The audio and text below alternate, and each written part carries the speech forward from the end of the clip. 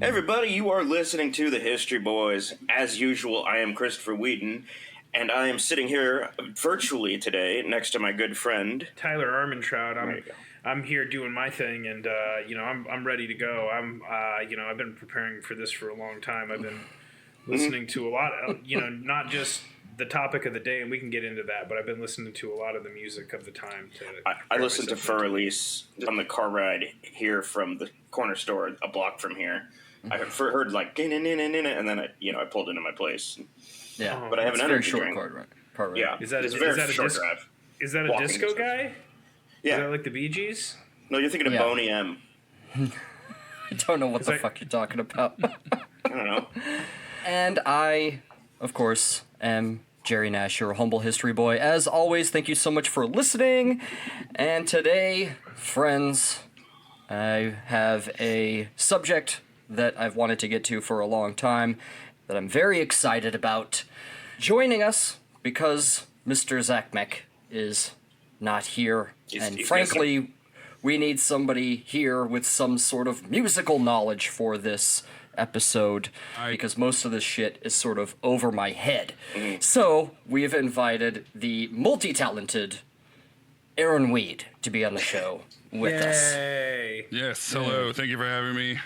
Indeed. Yeah, my name is Aaron Weed, and I did zero preparation for this. So if it sounds like good. I know what I'm talking about, you're a history boy already. I'm making it up. Yeah. Yeah, just a quick about me. I guess I'm a high school band director by day job, and I've been doing all sorts of music for my whole life, pretty much. So I've been around it a lot, and at very least absorbed some information, I guess. Do you have any projects going right now? Well, pretty much everything that I'm working on right now is a child of the pandemic. Right. But actually, with Zach Mech, we released an EP. That was last summer now. Black metal space opera, Morris Navi, so it's pretty cool. Yeah, it was awesome. I have two different albums coming out this summer. One is a kids album. That's awesome. Called Monkey Party, under my artist name Kick Butler.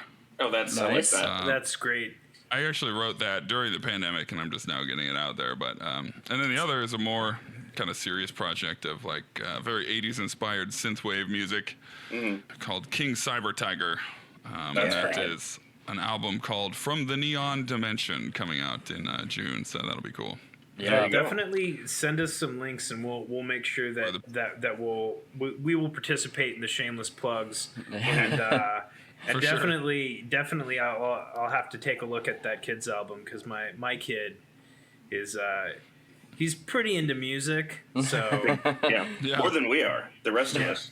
Yeah, I actually live streamed the production of that album and recording of it last summer. It was the first summer of the pandemic stuff, and it was fun. I had a lot of parents. I'd do it in the mornings, and a lot of parents would like watch with their kids, and they'd send me videos of their kids dancing and stuff. Oh, that's great. That's awesome. It was pretty cool. It was fun. Yeah, and I've heard the King Cyber Tiger single, which I think is like on Spotify or pretty much wherever.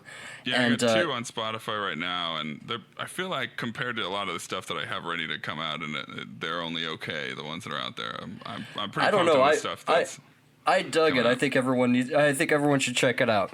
So yes, today we are talking about the maestro, Ludwig Van Beethoven. That is Seinfeld. Yeah.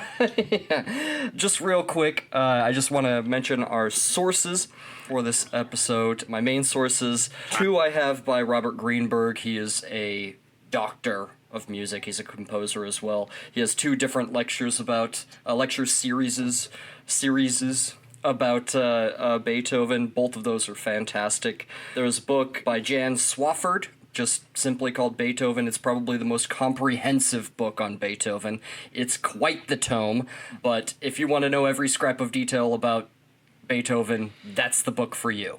They didn't have time to come up with a longer title. They were too busy writing so much book. Well, it's kind of an intimidating read because of the exclamation point. But, I also have two more. One by Jonathan Bliss called Beethoven's Shadow. He's a concert pianist, and he talks about playing Beethoven and stuff like that. It's really cool if you're a musician and you really want to get into that minutia of like music theory and all of that stuff. I'm not going to get super into music theory just simply because we are not the music theory boys, we are the history boys, right? The other one is more updated version called Beethoven that was released fairly recently by Laura Tunbridge. Fantastic book and just sort of an updated look at Beethoven, the person, and how he coincides with this music. So yeah, those are my sources. Now, Beethoven is one of the most celebrated composers in history. There is no possible way that you haven't heard of Beethoven.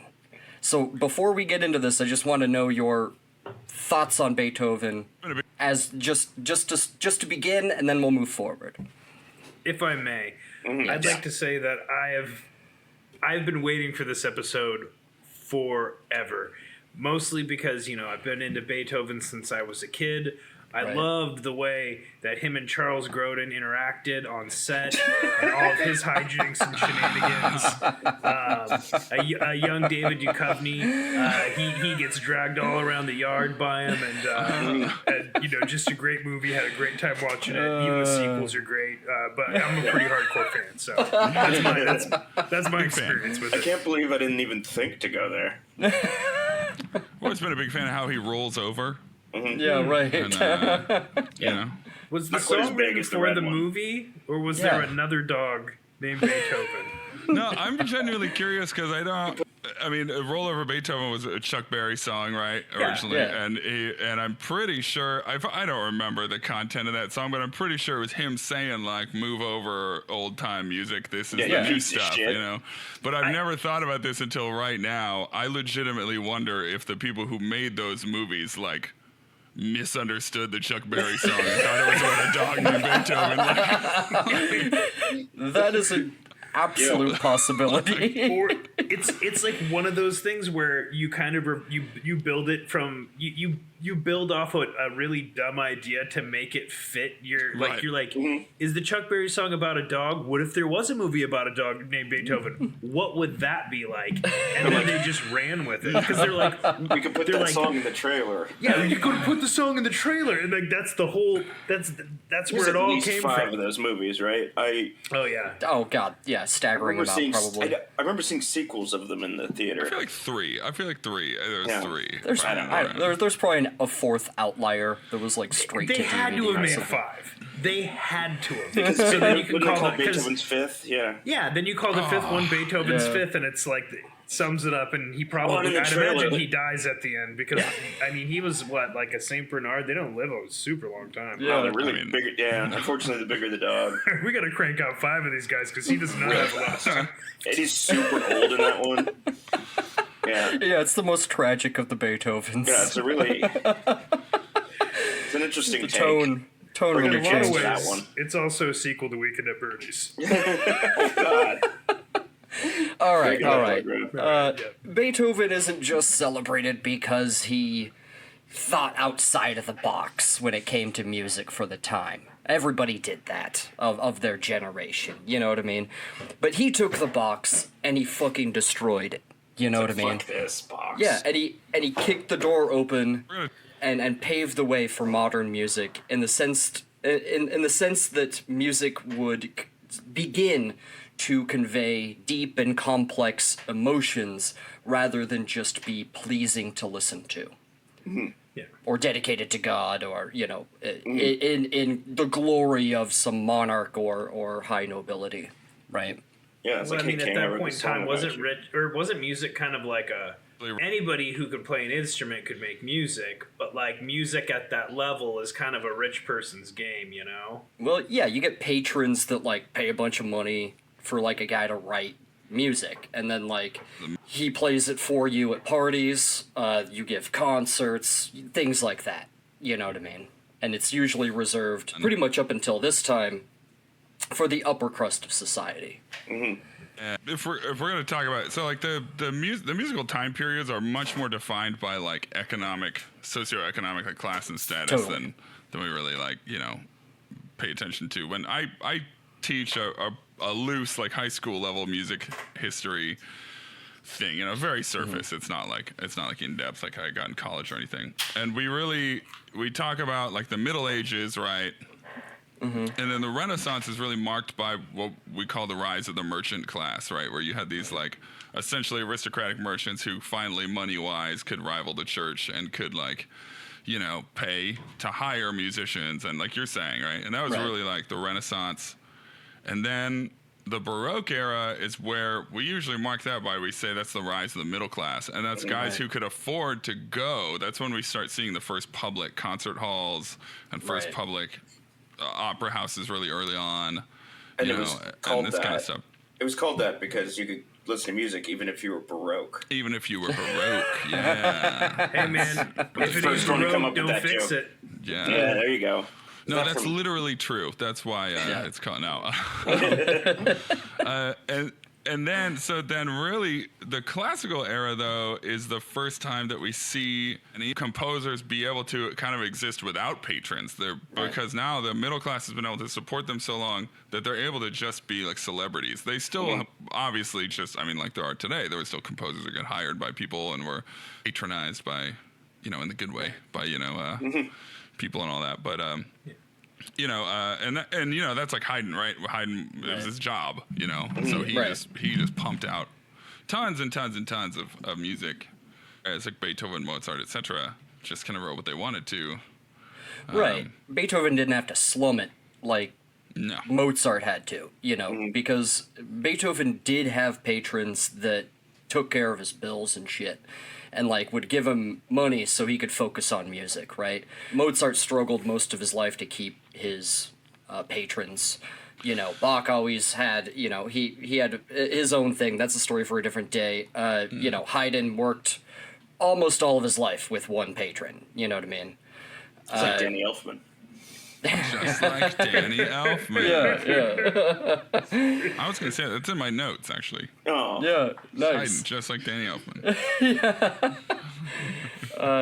Now, the Beethovens, let's just start with the name. It's of Flemish origin, and it actually means of the beet field, or beet farmer, right? So, like, So the he's van... farming beets, sick. Yeah, the van denotes, like, an occupation in the Flemish sort of culture. And some, you know, when he went down to Austria, Von, like the German Von, denoted nobility, right? And so there was a little bit of, you'll see later, not in this episode, this is going to be a multi-parter, I don't know how many yet, probably 2 or 3. That becomes a problem later in his life. The Beethovens, they made their way through the grandfather to a place called Bonn, which was the capital of the Archbishop of Cologne. So he was like this big elector for the Holy Roman Empire. And he had this big like court orchestra that was there, and it was this big deal in that Rhineland sort of area. And it was very Frankified because it was close to the French border. They didn't have a ton, you know, in common with like the Prussians or like other Germans. They were a little bit more diverse. So they had, it was a rich city, is sort of what I'm trying to say. If they're Frankified, does that mean that they all just start blasting? Oh, I get it. You'll see. It's sort of a different take. That was I always, do not get it. That was an always psycho. But so anyway, I start blasting. I see. It was That the French, bit you know? bit of a stretch, but I get it. Yes. I You know, think that even including our listeners, I will be the only one who got that. yeah. Maybe Jerry did. I don't know. I understood it. Anyway. I could have made a joke about how maybe the people that were Frankified thought everybody was whores, or you know what? I like it when they're Frankified, but I like it when they're beefified even more and mixed together. I definitely beef thought and you were going to Franks. make a hot dog joke. Yeah. Oh, I wanted to, and I was like, hot dogs and mac and cheese. I mean, yeah. you know what? They can't all be gold. Just cut all this out, Chris. Cut all this out. All right. Well, the elder Ludwig Van Beethoven was a wine trader. He was the grandfather of the future composer. He was also a musician and bass singer. He became the Kapellmeister in the Bonn court, which is like the music director of the court. You know, you get to like choose what music is played, you know, for the nobility. Mm-hmm. So Yeah, as we mentioned last episode when Tyler and I were given that honor, we just played Danny Elfman's Breakfast Machine from yes, a classic. from Pee Wee Herman's Big Adventure over and over and over at a party. Hey, just an aside, did you guys see the Danny Elfman? He wrote. I'd seen one or two of his tracks, but he went crazy, wrote a bunch of new tracks during the pandemic, and he put out an album, and he just performed at Coachella. Yeah, that I did not know. For the first time in 20 years or something, he got on the stage. My wife is like, "Did you know he's tatted up?" And I was like, "I did not know that." I didn't see that either. I was like, "What, Danny?" Danny, stop. Maybe that's new. I don't know. He's like, "This is what tatted up as an old man." He's always been a cool weirdo. I don't know. I like Danny Elfman a lot. That's I feel like him and Mark Mothersbaugh just they have to co-own an island called Perfect Balance of Artistry and Commercialism Island, where they just live and high five all the time. Yeah. And F. Murray Abraham's there, and he hates them. Your constant need to have somebody be a rival with F. Murray Abraham. It's because of Amadeus, right? 100%. Yeah, absolutely. He married this woman, Marie Joseph Pohl, and Danny Elfman? No, I'm just kidding. I'm sorry. The elder Ludwig. They had one child that survived into adulthood, and his name was Johann Van Beethoven. Now, his mother, Marie Joseph, she was an alcoholic. And so, being a female and being an alcoholic, they locked her away in a cloister for the rest of her life and kind of forgot about her there. With booze, though, right?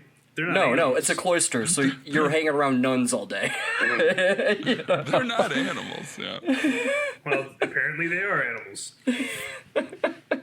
The elder Ludwig, he wanted his son to be musical, of course. Mm-hmm. And so he, taught him how to, play the clavier, play the harpsichord, to sing. He was a tenor and the bon chord as well. But he just wasn't very good. He just wasn't. He hit a ceiling, and that was that. He just wasn't very good. The elder Ludwig never wasted a chance to tell his son what a disappointment and piece of shit he was. He called him lazy. He said that he was the sprinter because he would do all of these things and never get anywhere. You know what I mean? He was just a complete asshole to his kid. You know what I mean? Maybe you should focus on the things his son's good at, like giving up. To be fair, history has shown us again and again that makes good musicians. We could call all those parents and bad teachers, and the guy from Whiplash, J.K. Simmons. We could tell the all Joe of them Jacksons that they're of the assholes. world. Yeah. But there's so many good musicians out there that was like, my dad was a dick. Even my dad, right? My dad's not a famous musician, of course, by any means. But he's a piano player, and he's an exceptional piano player. He can play, he can hear stuff and just instantly, he's one of those guys. Right. And he has horror stories of his parents being like, you have to practice for 4 hours, and their piano was in the basement, and they would lock him in the basement for 4 hours. Yeah. It's rough business. I mean, but he was down. He had a record player down there, so he'd just learn Vince Guaraldi tunes by ear and stuff while he was down there supposed to be practicing. So, Yeah. Oh yeah. I mean, that's what they did to Michael Jackson. And he was good, but at what cost? Yeah. At what cost? Now, Johann, he helped at his father's wine trading business and gave music lessons on the side. Now, yeah, Ludwig was absolutely emotionally abusive. And yeah, that sort of trickled down through the generations. And the thing is that Johann always wanted to please his father, so the only thing that he ever did that went against his wishes was marry a woman. She was a childless widow named Mary Magdalena Karovich. He was totally against it. He was like, I can't believe you would degrade yourself in such a way and marry this woman. And they were going to give her this nice wedding in her hometown. And he's like, the only way I will consent to this wedding is if it's in Bonn and it's a short service. And that's what they did. I don't want to stick around for it. Yeah. So it sort of set them up to have a bad relationship. Right. And they did, you know. And Mary Magdalena, she would even say that, like, she even told people, like, people should cry when a daughter is brought into this world, because when they get married, it's this one moment of joy, and the rest of it is all dog shit. You know what I mean? It was definitely unhappy. It's probably pretty accurate for most of history, though. Yeah, probably. Unfortunately. Yeah. And, you know, Johann began to drink super hard. You know what I mean? Basically, 3 years after our Ludwig was born, the elder Ludwig passed away. Wait, so he was... Sounds like he wasn't very good at things, never finished anything he started, and kind of an alcoholic. Mm-hmm. Yeah. And around kind of Germany. In the Rhineland. Yeah. Yep. Okay. I wonder if you go back far enough if there's a connection in my family tree to them. Oh, yeah. Which brings us to our Ludwig, a.k.a. Louis. His friends, most of his friends called him Louis. Louis! Yeah. Hey. Or the Italian, Luigi. Oh. No. Yeah, Luigi Van Beethoven, you know? Hey, Luigi! Mamma mia. You know, spaghetti and all that stuff. Yeah. Mario Brothers. Yeah. He was born on December... Now, everyone gives the date of the 17th, but it was probably the 16th, and I'll explain why, in 1770 in Bonn. The reason why is because he was baptized a day afterwards, and that was like a custom back then, is the day after they were born, you went and baptized them, right? And that was your name day, right? So he was probably born on the 16th of December, 1770. So you got to live a whole day to get named. Yeah. Well, Those just days, in case. You don't want to waste a name, because if you name them and then they die right after they're born. Well, that's exactly what happened, Tyler. You can't reuse the name. No, that's exactly what happened. So he had an older brother that died 6 days after he was born, also named Ludwig. And it was confusion later on in his life. He actually thought he was older because he thought that birth certificate was his own. And his father, like when he was a kid, would lie about his age to make his piano virtuosity more impressive to people listening. So he was always sort of confused about his age. Yeah, so his birth certificate, or the wrong birth certificate said he was older. His father was saying he was younger. So it's like, he's like, I'm either like, I'm somewhere between, 25 and 9. I don't know. Yeah, and I don't even know if he had, if he walked around with that sort of documentation either. You know that dad's going to be carrying a chip on his shoulder with a son that would make his grandfather prouder than Oh yes, he ever would. That was absolutely a thing. So yes, Ludwig was the second of 7 children, although only 2 others other than him would actually survive to adulthood.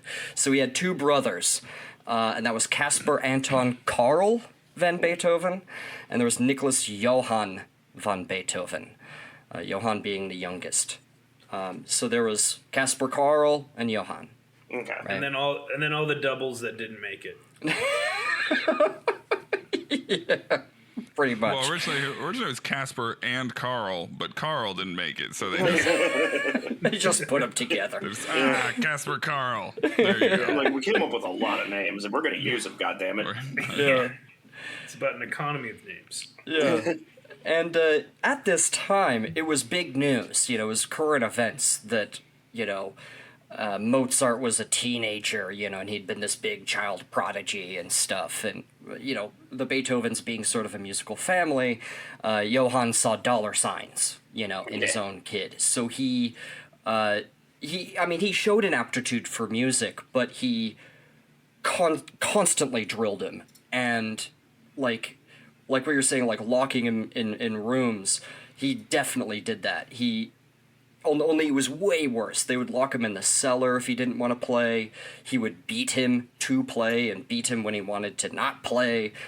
He was just abusive, really. And yeah, when he wasn't playing, he was drilled with music theory and things like that. In a lot of ways, Joe Jackson ripped off Beethoven's dad's parenting style in terms of making a celebrity.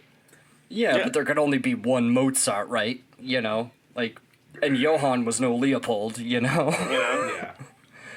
And Mozart was a full-fledged genius. There was one biographer that said, like, Mozart and Bach, those guys were geniuses, but Beethoven was one of us.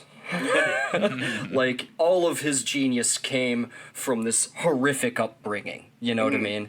And his music poured out of him emotionally because of all of this stuff, you know?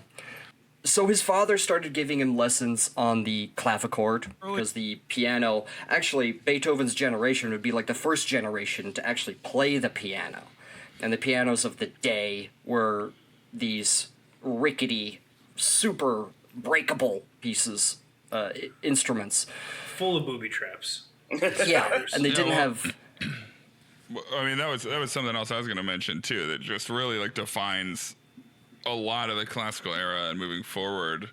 Was it really, I mean, the piano, quote unquote, you know, the forte piano. Right, the forte early piano. versions was really invented in like 1700, but frankly, like people, I mean, Bach saw an early version and like didn't like it, he like dismissed it. You know, it was really not well put together.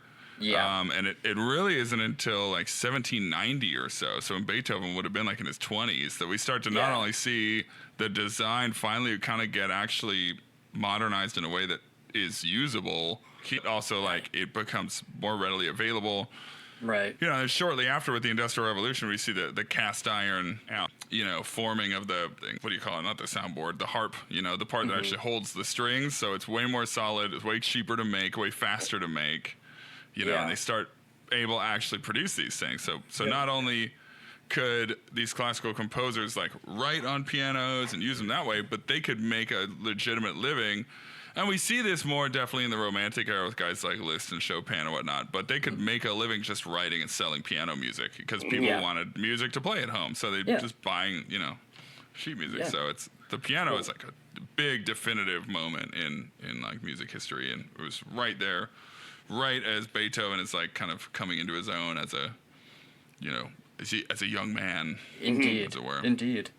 It must have been so disappointing in that era, the early pianos, because you see this hulking device and you think, I want to drop that on somebody I hate's head. But they were so poorly constructed, they would just completely collapse on top of them, and they just walk out of the wreckage like, somebody just tried to drop a piano on my head. And then you got to run up and stab them. Yeah. I always think like, and I don't know how true this is, I guess, because they must have had ways of building them. But the early ones, the harps were just made out of wood. Yeah. And like the tension that those strings have to be under, I feel like those early things must have been a bomb. Like. Yeah. Like, you know, the wood gets cracked in the wrong place, and that thing would just explode. Like, like the amount of tension is nuts. So I don't know. Especially considering, like, how Beethoven would play the piano. Yeah. He knew that if you pressed it hard or you pressed it soft, then there would be sort of, you know, there would be different volumes, right? So, like, you'd be there, like, pounding on it and, like, destroying nearly every piano he came across. You know what I mean? And you probably know this, but that's why it was called the forte piano. Right. So you could play it louder. Early keyboard instruments, harpsichords, you know, clavichords, etc. They plucked the string, didn't they? Harpsichords plucked them. Clavichords hit them with a hammer, but it didn't have the action that pianos have. The action that the hammer instantly bounces off the string. Clavichord would only come up. It was directly linked to I'm using my hands like anybody can see my hands, right? Like it's directly linked to the motion of the key. It was like a straight arm lever. So you press the key, hammer went up. Like key go, hammer came down. So it would only come off the string as fast as you could hit it. So it was quiet. It sounds like I honestly always wanted one in my house because it sounds like a plucked acoustic guitar or something. Like it's like quiet and you can just chill. And they'd give them to kids too for practicing because it was so quiet. You know what I mean? You would have a kid back there pounding on a piano. Right. You know. Ludwig gave his first concert when he was 7 years old. His father put this all together, and he claimed, his father claimed he was 6 years old to make it more impressive. Fucking liar. Yeah. Yeah. I mean, a lot of 7-year-olds were playing arenas back then, but 6-year-olds.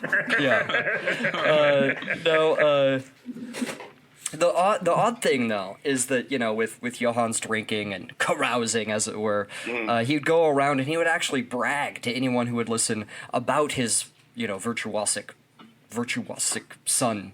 He'd be like, he's going to be a star one day. He's going to be the next Mozart. You know what I mean? But when he was in front of his son, he was just, he was beating him. He was, doing all these, people write about how they're like, yeah, he could barely get up, onto the seat of this clavichord, and he's just standing there and crying as he's supposed to be practicing. I'm just glad that he finally found something that he's good at and he can stick to. Jesus. Well, one thing his father hated, because his father wanted him to do variations, which is, it's a way to learn. You take a sort of a song and you vary it in different ways. And all of these, heady music theory things. He wanted to do that. But instead, Beethoven wanted to sit there and he wanted to improvise and sort of come up with his own music. And every time he would be doing this and his father would hear it, he'd be like, knock that off, that's trash. Don't ever play that again. And he's like, but it's beautiful. And he's like, no, it's not. Stop playing that. You know what I mean? It is like J.K. Simmons' movie. What was that called? Whiplash. Do you ever see that? Whiplash. Yeah. Whiplash, yes. The best thing about it is he's so mean to Miles Teller. And, there's certain actors that you just want to see people be mean to him. And Miles Teller's definitely one of those guys. It's a treat. As someone who has practiced a lot of music, it's pretty good. There's always two big things that really bug me about that movie. Sorry, totally aside about that movie. It's all good. One is, as a brass player, it's really, really obvious that whenever they show trombone players, they're not actually playing what we're hearing at all, not even close. Yeah. And the other is, so much of that movie is about a drummer not only trying to get better, but specifically trying to be able to play faster and cleaner. And in real life, every single drummer I know, the very first thing they do is put on a metronome through a guitar amp at ear-splitting volume and sit there playing along to the metronome. And not once is there a metronome in that movie. And I'm like, that is so unrealistic. I know that's stupid, specific stuff, but I'm like, that's the first thing he'd do. Yeah. It's not as dramatic as J.K. Simmons yelling. Yeah, right. Right, yeah. Yeah. Little Beethoven quickly outgrew his father's tutelage. Little baby Beethoven. Yeah, he just was better, honestly, than his father at age 10, 11, I'm better than you, Dad. Yeah, he was. And he needed new teachers. And he went through a couple of teachers that worked for the court, a monk even that trained him on organ. And that was his first gig, too, was an organ player. Shaolin or regular type? Talk about that later. I did hear monkey at first. Yeah, a monk. Keep teaching him. Don't monkeys play organs? An organ grinder. They dance next to it. Yeah. Monkey taught him how to play the cymbals. Yeah, there you go. I was gonna do the. He was on beat, to be fair. Which is pretty impressive for a monkey. Yeah. There was one family friend, a guy by the name of Pfeiffer, that was sort of their live-in sort of house guest. He was also a musician and actor. He's kind of a roguey guy, but he was quickly one of Johann's drinking buddies. And what they would do is they would go bar hopping around Bonn, come back at midnight, drunk as fuck, and then wake up Ludwig. Man, and they'd be like, play us something. And he'd be crying and be playing him. And they're like, he's good, isn't he? Just drunk as hell. Give us music. I've come home drunk as fuck and blasted music. That's what they wanted. I had one friend who did that, and he didn't want me to play music. He wanted me to wrestle with him, and he flipped my bed. He flipped me out of my bed. I think he was having a PTSD episode from his time in the military, and and he flipped me out of the bed. And I know it doesn't seem like it, but he specifically mentioned that he got flipped out of his bed when he was either in basic or when he was in the army, and then he was also shirtless wearing dog tags, and then my other friend who was awake with him was like, he wants to rest. He looked so exhausted. He goes, that ad for the Total Gym with Chuck Norris came on, and he just started wanting to wrestle. And then after a while, I just said, I can't do this anymore. And he was like, I'm gonna go wake up Tyler. Tyler will want to wrestle. And I was like, Tyler's got to work tomorrow. You're gonna piss him off. And I was like, yep. The same thing happened to Beethoven. That's what happened to Beethoven. Jojo and his buddy, the Rogue, the Fifester. The Fifester. They saw that ad for the Total Gym with Christy Brinkley and Chuck Norris from the early 2000s, and they were like, "Could Chuck Norris play the piano?" And then after they argued about that for like 15, 25 minutes, and they're like, "Let's just go wake up Louie." Yeah.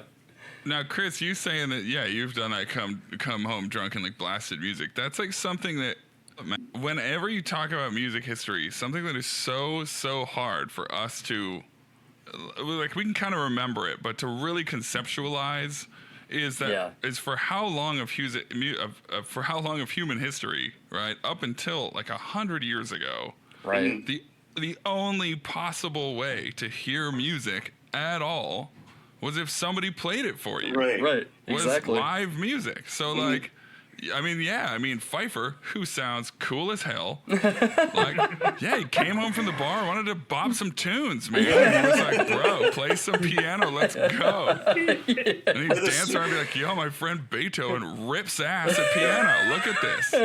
Like, he play this theme song to Man of Steel so we can wrestle. Yeah, right, exactly. Pfeiffer's taking his shirt off and prancing around the friggin' apartment as Beethoven's just tearing up the piano. Like, like, that sounds amazing. Yeah. Do a theme for when I'm winning, and then also do a theme for when your dad's winning. Or else we're going to beat you. But most of the time, Johann would sit in front of a window and just stare out of a window and drink until he was fucked up. Or he would stare out the window to his friend, who was also staring out of his window across the street, and they would make faces at each other and just get drunk slowly like that. That's what they would friendship. Do. Yeah. Staring at the window at each other. I mean, let's be real. We've all been there. Right. We've all been there. Oh my goodness. I hope that there's somebody watching a servant is watching them through a keyhole, and then also getting drunk, and it's like a Game of Thrones level triple play.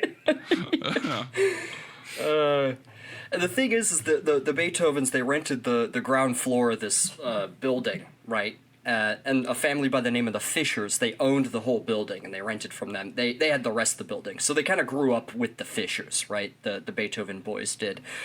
And, they played sometimes outside. It wasn't all dark all of the time.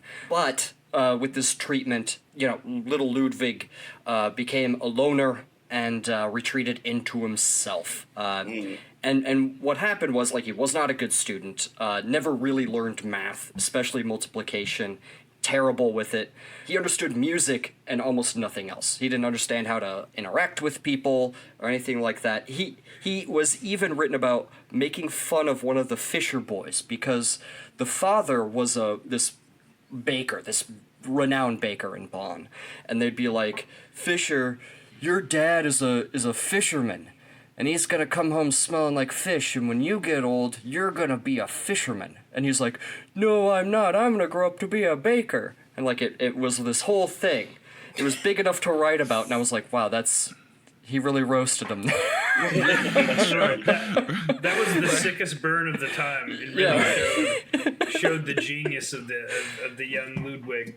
Yeah. So what we've really learned here is that he was good at music. He was terrible at math and worse at jokes. Yes. And when he went into restaurants, he'd be like, "Excuse me, do you have this menu in music? Because I can't read any of the items in here. At least a picture menu." He would actually accuse the waiter of trying to cheat him multiple times because he couldn't do math. He had a hard time doing math. So he would, and Beethoven never did anything small. So when this kind of thing would happen, he would hurl, like, his plate of food, like, across the room at the waiter, and, like, they'd escort him out and shit. You know what I mean? Yeah. hurt people hurt people. Yeah. You know. Yeah. Yeah. Oh, yeah. That's. Deep. So That when, is deep.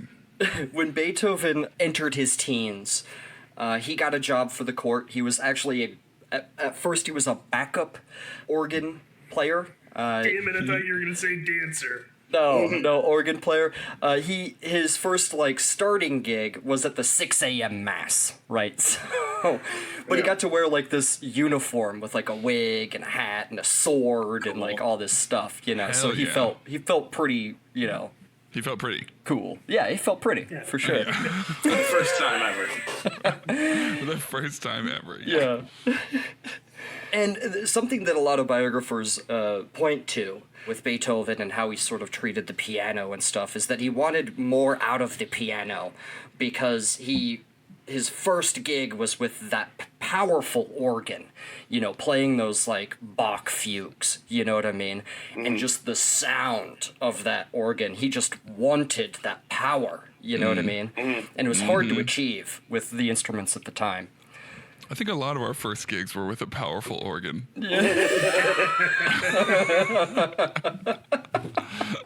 Seth, are we talking I'd about like to that? think so. She told you it was. Oh, no. You told me it was a good size until we broke up. Oh, you mean oh, no, I meant, oh, okay, forget it. It was around this time that Beethoven got probably the most positive influence on his young life, and that was a man by the name of Christian Gottlieb Neefe.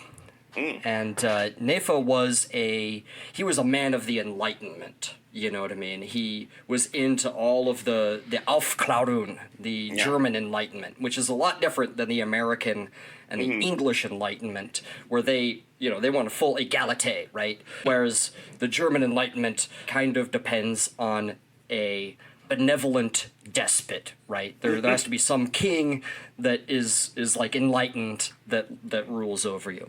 How'd that But go anyway. for them?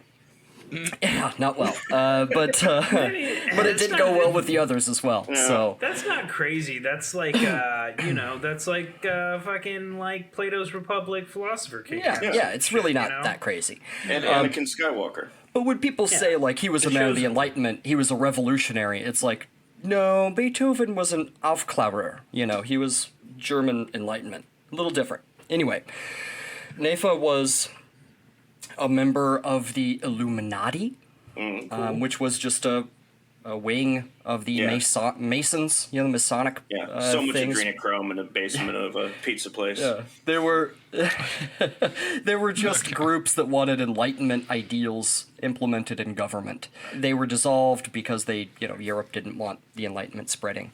But yeah, he was, he liked, Goethe, and all of these, Immanuel Kant, Enlightenment thinkers, and encouraged, 12-year-old Beethoven to pursue this sort of revolutionary thought. He never quite got there, but it was something he would always take with him.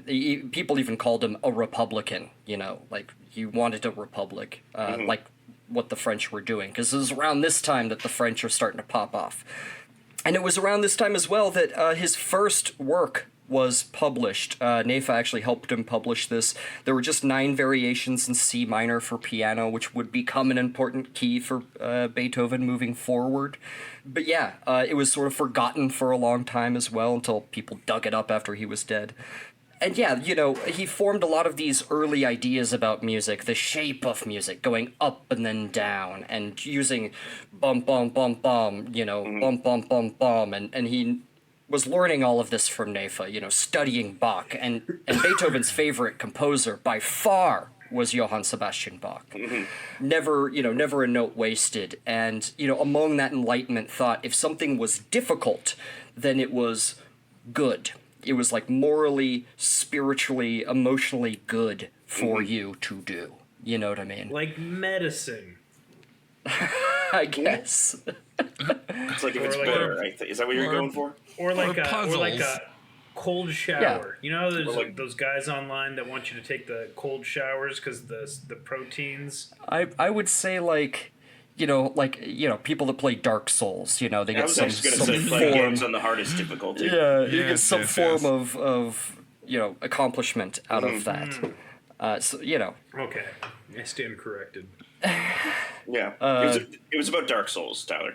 Yeah, right. It was all stemming from Dark Souls. Now, it wasn't long before Beethoven, with his job at court, became the sole breadwinner of his home, because his father was still receiving, the stipend, from the court, but he wasn't doing anything, and what he was getting, he was drinking away and just spending frivolously. And he would even get his pay and, go to his wife and be like, "Why don't you do with that, woman?" And she would, this is super weird, but I think this is just how she dealt with him. She'd be like, "Yes, and here is a flask of wine for you. And I know you like your flasks of wine." And he was like, "Yes, you're right. You're If you always get him right." drunk enough, quick enough, he'll eventually pass out, and you don't have to worry about him for a while. Right. Probably. And she's like, and then I'm in control Yeah. of the household. Yeah. And after a while, Ludwig went to the court and actually petitioned to have his father's money given directly to him, so he could oversee it, because he just He was irresponsible basically on with his money. welfare when he didn't. He's like ODB, Well, they even said that the Bonn court paid for everything. So many people work for the Bonn court in one capacity or another that it was sort of a joke around town that they just paid for everything. Yeah. And And Johan's job was to beat his son into being a good musician. Yeah. Right. And he goes to court. He's like, "I am a good musician now. Yeah, He's done. now. Yeah. His job is done. Give me his money." And they're like, "Okay." Now, Nefa, he started talking up, the Bonn elector, and he was like, "Look, we got ourselves a Mozart on our hands here. We got to send this kid to Vienna. Maybe he'll study underneath Mozart, and he'll bring back this great music, and it's gonna make you look great, So the Maybe he'll kill Mozart, and then he'll be the main guy, and everyone will like him. Yeah. And F. Murray Abraham's watching from the corner. well, Salieri was I know. there. Isn't that kind of that's played up for the movie, isn't it? They didn't have quite that rivalry. Yeah, I think it was more one-sided. You know what Yeah, I mean? I always got the impression, and this might be totally wrong, but kind of in studying and whatever, if it did exist, it was it was purely one-sided. It was like Salieri, just being pissed on his own, and Mozart didn't even fucking notice. He was didn't just give doing him his the own time of thing, day. man. He Yeah. Didn't care or noticed enough to care. Yeah. So, in 1784, they sent Ludwig to Vienna. Here's where legend says that he met Mozart. Some people say no, because there's only circumstantial evidence. Anyway, here's what the Get legend out of his is. sunshine. Get out of his sun. Yeah. The legend is that they had a prepared piece for him to play, and I think it was one of Mozart's pieces. And he goes in there and he plays it. Mozart just sort of sits there, flat-faced, and he's like, "Yep, good job." And when Beethoven notices that he just sort of responded coldly, he's like, "Give me a theme to improvise on. I swear, give me a theme to improvise on, please." Oh, Airwolf. That's where my talent lies. So Mozart's like, "Okay," so he does, and he just jams. You know what I mean? And according to legend, Mozart goes into the other room where his friends are sitting, and he goes, "Watch out for that kid. He's gonna give him something to talk about one of these days." Yeah, there you go. According As to young legend. Beethoven was walking out of the room, Mozart goes, "Hey kid, you forgot something." Picked up the entire piano across the room, and Beethoven caught it and set it down. I like to Yeah, think and then they nodded at each other. It exploded, and they're like, "We got to make these things stronger." Yeah. Yeah, that's it. Yeah. However, his trip to Vienna was cut short because he got a letter from his father urging him to get home as fast as he could because his mother was in the late stage of tuberculosis. Oh, yeah. So, Did she go to Russian prison? no. Did she exist anytime before 1900? Yeah, right. Yeah. So yeah, she had Or even tuberculosis. 1960. Right. Yeah. So he rushed home and barely made it. His mother passed away. He didn't take it very well. Said later that it was like his best friend had died. He would have to stay there now and take care of his brothers because his dad was fucking worthless by this point. He was the town drunk, town laughingstock. Him and his brothers actually sometimes had to go get him off the street because he was just passed out in the mud in the street, or get him out of a bar, out of a sticky situation, that kind of a thing. Yeah, picking fights with people. And as soon as his mother died, he took all of her clothes outside, like out to the street, and just started selling them to people. And like, you know, the neighbors were mortified, you know. People didn't appreciate that. That's just a good business move. People saw a 7-year-old beating the shit out of him in the streets one day, and they're like, he's really lost his edge. Should have picked fights with that 7-year-old. Yeah. But he just sort of like gave up and was just like, yep, somebody take care of me. I'm not going to take care of myself anymore. And yeah, that's pretty much what happened. He pawned the portrait of the elder Ludwig.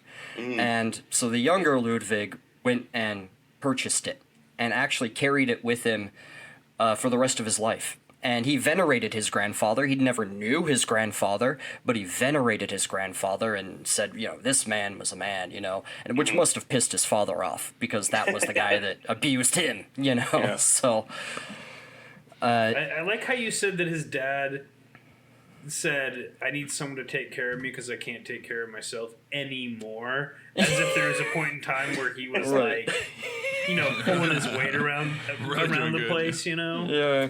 It's like the only thing he was ever good at was, you know, abusing his son, but now his son was too young or old to abuse. Yeah. He had nothing. He's washed up. Yeah. So with this job at the Bonn court, Beethoven also met some powerful people that he would know for the rest of his life. The Ries family, the von Breuning family, the violinist who would be a lifelong friend, Franz Gerhard Wegeler, who was also a doctor.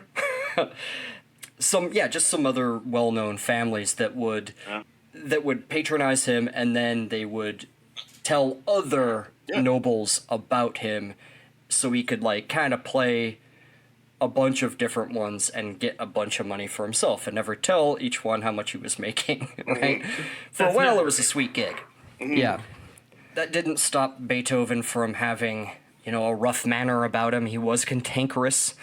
He laughed at things that not everybody else laughed at. Sometimes he would just laugh on his own and refuse to explain it. Like, what are you laughing at? And it was just something he was thinking about. But he'd be like, you know, no, it's just something I was thinking about. And he like laughed loud. Like, people called it a bark, you know. He was definitely prudish and misogynistic, you know. That was the style at the time. When it came with women, especially him. Yeah. It was notable at the time, which is selling. Yeah, especially him. He loved women, but viewed them in sort of this lesser-than way. Right. You know what I mean? It's a real incel-y way of looking at women, really. Mm-hmm.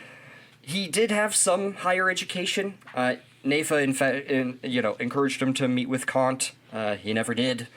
But he abandoned all of that because music was his main deal. And yeah, his first commission was from Count Waldenstein. And these, to this day, are called the Waldensteins, right? Yeah, it was to mourn the death of the Holy Roman Emperor Joseph II, that was actually very into the Aufklärung, and his successor was tunes. Not. What? They were upbeat tunes to dance to. It was a funeral march. Funeral bop. Yeah, right. Yeah, like the Monster Mash. Yeah, there you go. That was actually where the Monster Mash came from. Right, or Oingo Boingo's Dead Man's Party. There you go. That's, to bring it back to Lugosi's dead. Bring it back to the Maestro Elfman. Yeah. He would also write a further cantata for the rise, because you couldn't mourn the death of one and then not celebrate the rise of another, right? So he wrote another cantata right afterwards for the rise of Leopold II. The next Holy Roman Emperor, right? It was the same song in major key. And the other one's in minor key. And he just hoped no one would notice. Yeah. But they were actually never performed in his lifetime and were never actually found until 1880. So they were lost for a long time. Wow. So that'd have him be like lost for what, like not 100 years, but like 65, 70 years? Something like that. I mean, he probably had them in his possession when he died in the 1820s. So, yeah. Okay. Yeah, Yes. so 40 some years, right?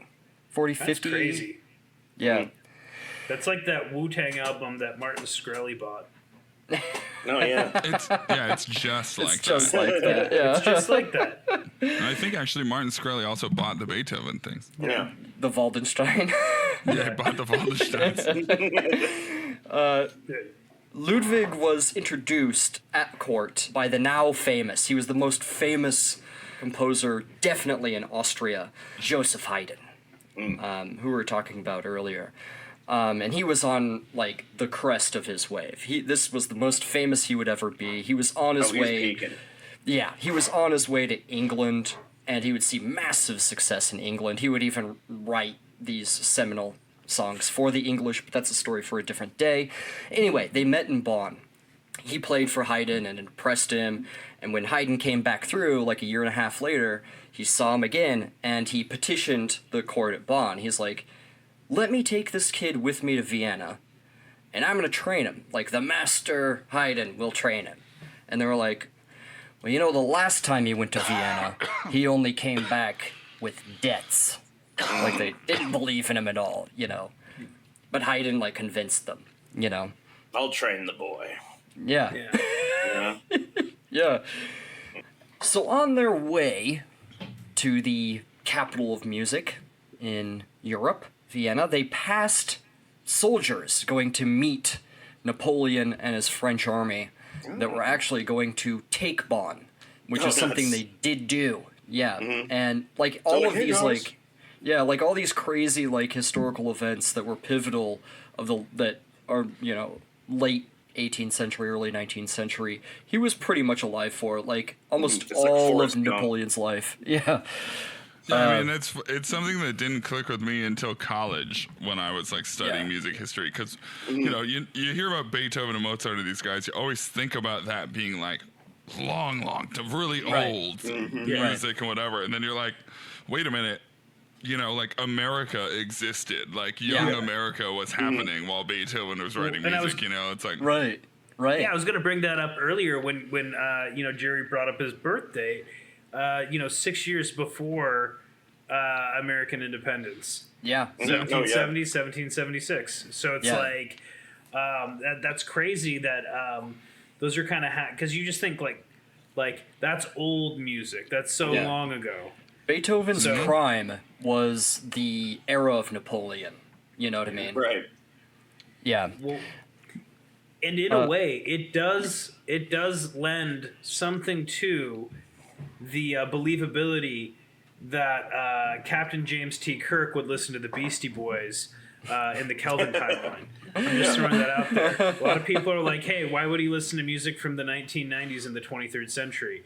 Well, we're still And listening I'm to like- Beethoven. I think that in Futurama Yeah, they we still listen to specifically make a joke about Beastie Boys, calling it classical music. Yeah. If I want to just on that point, and maybe I'm crazy, but I honestly believe we have reached a bit of a point where there's only so much left we can do Yeah. with right. music. Like, Yeah. I honestly believe that, even though we are in a time where, with like in the last 10 years, where music production software has gotten so ubiquitous and so much more powerful, that we are still having producers and songwriters come up with sounds that literally have never been heard by human ears before. Like, they're being generated, but you know, it's just, it happens all the time, whether or not we realize it. Yeah. Still, there's only, I feel like there's only so much you can do. I'm you know, surprised like, that there's still things people can do. You know? Yeah. yeah, and we're kind of to the point where like the stuff that is like, you know, maybe our tastes will change in 100 years or whatever, but it feels like the only stuff left to do is like unlistenable. Now, Yes. to that point though, as we're talking about Beethoven Yeah. and the classical era and Haydn specifically, and by the way, like I wanted to mention, what a big fucking deal it would have been for Beethoven to be taken under Haydn's wing at the time. Haydn Yes. was My goodness. the motherfucker. He Yeah. was the guy of the classical era. Like Yeah.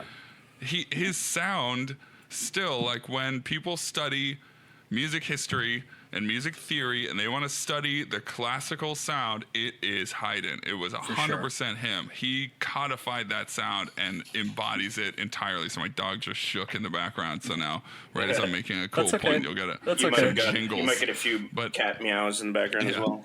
But like, so you had him doing that, but then historically the reason why Beethoven was such a big deal, and frankly a bigger deal than Mozart, because Mozart was this prodigy who was just doing whatever the fuck he wanted from the beginning, and people loved it and ate it up, and it still to this day is, of course, magical, amazing music. He was just the best.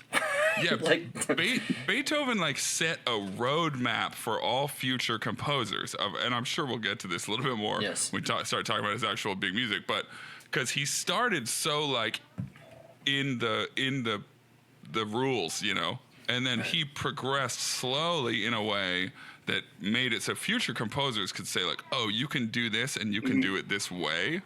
It's like if some small guy got mentored by the Beatles in the late mid 60s. Well, but what I was going to say just in relation to like modern music, right, is that really if you continue to track, right, if you continue to track what is called classical music, though that Western like orchestral music tradition, really in the 20th century, until you see like neo-classical composers like Aaron Copland in them, a lot of it becomes like unlistenable, like nonsense garbage. I mean, not garbage. Someone will tweet at me for calling it garbage. But I mean, let's be real. And it's like musique concrete. It's like guys using tape loops and weird nonsense. Like people in Beethoven's time, you know, honestly feels like about the last place that we can go with modern music too. Like to do anything truly innovative at this point and truly new, it's just gonna become. Well, even Schubert was like, what can you do after Beethoven? You can't do anything after Beethoven. I wonder if that's kind of what just happens, is that you get to a point where something new, people kind of want, the zeitgeist wants something new, and the like cultural, like what people want from music changes so drastically. Right. You know? And I will say, I remember when I was a teenager and I got really into Square Pusher, who was, if you don't know, was like, you know, UK producer, real early, kind of not super early, but drum and bass guy. Yeah. And I remember putting it on. Me and my dad were painting the house, and he told me I could put on whatever music I wanted for us to listen to. And I put on his album Go Plastic, and there's a track right in the middle called Exploding Psychology. And I remember my dad like getting angry and like throwing his paintbrush down and going, this isn't music. This is just noise. Yeah. Like what is this? And I was like, oh no, Dad, it's drum and bass. It's cool. Like, and that is why I hate every single time somebody goes, music today sucks. It's like, dude, shut There's too up. much music now. It's not even for you, then. Well, and I think that there's, and I think that there is a generational thing where the music that you come of age to is good music. Yeah. And depending what you on relate to. I know that there's some people you're plugged into the zeitgeist. They keep relevant with new stuff that's coming out, and they always find something new. And but I always think that like there's always this kernel of like the music that came to you when you were probably late junior high through right after high school is the shit that you carry with you for the rest of your life. And the farther you get away from that point, and the more new shit that comes out, the more you're like, this is like clicks and whistles to me. I think you're absolutely right. Except that the time period you're talking about for me is like the late 90s, early 2000s, and I hate all of that shit. But I had a bad time. It's pretty rough for us. Depends on the person. Well, it's not necessarily what was out. It was what you were listening to, right? Yeah. But that is specifically what Tyler's talking about. Is specifically why the record industry targets almost exclusively teenagers. Yeah. Because that is when your taste is like codified. I was more listening to like Pink Floyd and shit, and thought I was super deep and cool. You know. I mean, I make a real serious effort to like listen to new stuff and to absorb new stuff, find out what's out there all the time, give stuff a chance.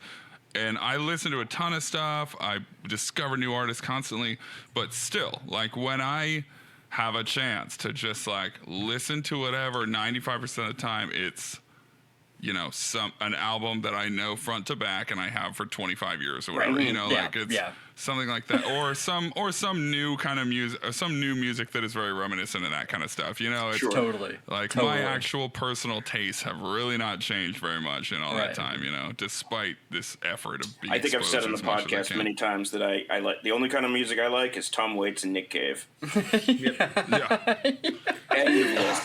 Yeah. Well, yes, it was a huge deal to be taught by the master. They even called him the master, Haydn. And the thing is Haydn was sort of riding that wave, of fame. He became a composer, like a famous composer later on in his life. So later on in his life, he's riding this wave. And Beethoven thought, like, dude, motherfucker isn't actually paying attention to my assignments when he assigns me, like, counterpoint and shit to do, right? So what he did is he worked with, like, this other composer, and he did it all perfect, and he handed it in, or there was times where he put in a little mistake just to see, and it wouldn't come back marked, and he lost respect, but for a while it was like an unspoken tension, because he knew that his attentions were divided, you know what I mean? Oh, it probably frustrated the hell out of him, to be honest. Well, yeah, I mean, I just think that Ludwig respected hard work above, like, a lot of things, you know what I mean? He valued poetry and music and hard work, and, like, that's it, He's like my grandfather. Yeah, everyone's grandfather. I mean, I honestly have always kind of thought that I think Haydn was a genius. I think he was. Sure. But I also think he was lazy. I think he figured out what the formula was that could sell, and just that did people it. would like, Yeah. and he just did it over and over. I think he could do it in his sleep, and I think he did. I think he there would may be just, truth to that. Well, there was one biographer. I think he could probably write a symphony front to back in a weekend. I bet that guy. Well, I bet it was just like just spilled out of him. That's and totally. He didn't have to work. That's totally true though, because like the prince he was working for was like, how about a little jaunty bit tonight, Haydn, and he'd be like, yes, sir, and, like, he would write something real quick, and then they'd go play it for him, or, because the prince, he wanted to practice and play along, so it'd have to be, like, good enough, but also, good, easy enough for the layman, you know what I mean? Yeah. And this was sort of a sticking point at this time, too, like, people, like what Aaron was saying, people wanted to play music at home, and, like, one big thing was, like for daughters, if you were marrying off your daughter, one big thing to make her more desirable was if she could play an instrument, an affordable instrument. And back in the day, people were like, it's better than just what's the best thing you could have is a CD player you can put your dick in. Mainly with the aristocracy, I should say. Well, I mean, it was also big time a status symbol, right? Totally. Because if your daughter is needing to spend all of her time fucking milking the cows and feeding the chickens, she doesn't have time to learn how to play music, and that goes for everybody. But so if you had a daughter who just sat around being beautiful and playing music, you were that was ultimate so much money selling this daughter. Pretty much. She That's can't what it trouble was. her hands with cow pox. She's got to be combing her hair 1,000 times a day and playing the harp. Yeah. Right. Exactly. So and that's real. I mean, you're not far off. I mean, that's pretty much the truth of it. So yeah, a lot of especially daughters were getting clavichord and piano lessons at this time. What Joseph Haydn had going on, he started publishing his own work. He was kind of one of the first people to start interacting with publishers, because the printing press just came along. So he started interacting with publishers on his own without like court representation. It's something we kind of mentioned at the beginning of the show. The thing is piracy was such a problem back in the day because there's no such thing as like copy machines or anything like that. So like a guy would have to copy it by hand each time, There used to be an art to piracy. Right, and so what happened is that like they would pass one off, like a copy off to like it would be a pirate, and not high seas pirate, but it would appear somewhere else somehow. And the thing is Haydn More of a road pirate. Haydn A basically gentleman pirate. A gentleman pirate. Yeah, so basically every time this happened, right, like, and a publisher would get pissed off, they'd be like, dude, this publisher over here has this piece. I thought you were only giving it to me. And he'd be like, one of your copyists just copied it and handed it on the table. I don't know. It's on your end, man. This would be a pretty good joke. But you know what? Continue. You know what he was doing, though? He was actually offering it to multiple publishers and not telling them. And just selling it. That shit. So it's a scam, you know. He was just running this sort of publishing scam. I think that So this publishers joke, started. Oh, go ahead. I'm sorry, I was just gonna say, I think the joke of a pirate like painstakingly like copying music would be really good on like our flagman's death. Oh, yeah. That kind of level of piracy to it. Yeah. He's like, I pirate music. I mean, I don't know if this ever happened, but I'm like genuinely curious though. If there, you know how there's like guys in New York City who back in the day would sell like, you know, like bootleg VHSs and stuff like that. Like I wonder if there were dudes who would just like borrow their friend's music, copy it, go sell it on the street like for I honestly think $2. I think that was probably happening. Yeah. Totally, because you would also get like Beethoven did this as like a side hustle for a while. He would do arrangements of Scottish folk songs. He knew the Scottish publisher. Remix them. And arrangements so like the layman could play them at home, you know. And he would do this thing. It's so Beethoven, but he would do this thing where it would come back and he'd be like, dude, this is way too complicated for like just 15-year-old girls to play. And he's like, if I change another note, then I will change the whole aspect of the piece of music. That is as simple as it possibly can be. And he's like, if you don't like it, get better. That's the record label company or the record company telling them to be like, you need to sell this to the teenage girls. That's where the money is. Yeah. Well, and to add a wrinkle, kind of back to what Aaron was saying, I remember one of my buddies saying that they like saw like a table of bootleg DVDs, and he was like, there was like a movie that he saw that was like, the name of it, I can't remember what it was, but they photoshopped to look like a James Bond movie because it had Pierce Brosnan in it, but it was like him in Scotland trying to win custody of his daughter in like the 1980s. But like it had like a helicopter and an explosion and a babe on it. And It's so like a rom-com or like a family drama. yeah. So it's like, oh, I gotta buy this new piece of music from this shady vendor called like Beethoven's 21st. Yeah. Like it has like an X on it and like an explosion and Pierce Brosnan and a babe. Or it's like Beethoven with like an I. Star Wars Episode 1, The Phantom Menace. Yeah. Well, something that low key Haydn liked doing is because he did crank that shit out, like what Aaron was saying, is that he would try to scare his audience, you know what I mean? He'd try to throw something at them that they weren't expecting, and it was just sort of for himself. And, his surprise symphony, which is very famous, made people jump out of their chairs. To this day, sometimes, it can still make people jump out of their chairs. And I think Beethoven latched onto this idea that you could give somebody a visceral sense of the music itself. And in his early work, he is sort of coming out of that shell, out of this, the rules of the classical era shell.